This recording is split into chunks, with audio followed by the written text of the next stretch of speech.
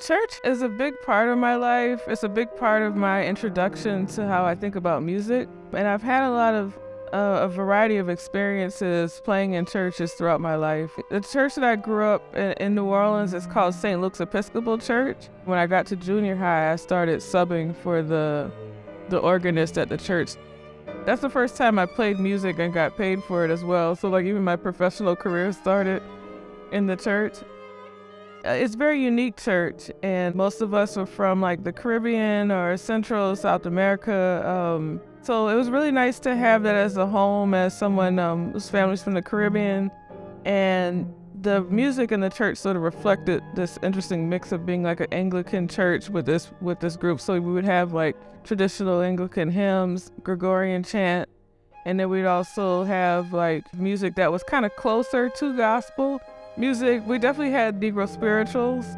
These mix of styles going together just felt like a natural way to hear things.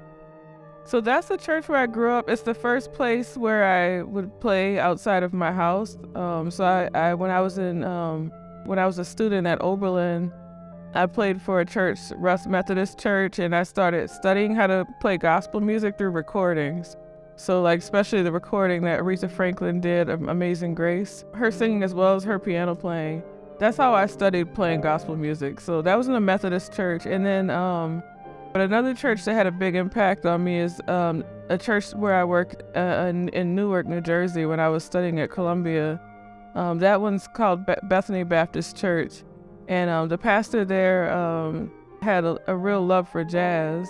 They had a jazz vespers at the church, and that really drew me to that church. And so when I started playing there every Sunday, like I would kind of see what the readings are, like what hymns do I know that are appropriate, or it might be an original piece, or it might be something. But just to be in the moment and really think about like the meaning of the words and the message, no matter what style I was playing and whether I was playing on the keys or playing inside the strings of the piano, like everybody was open to everything there.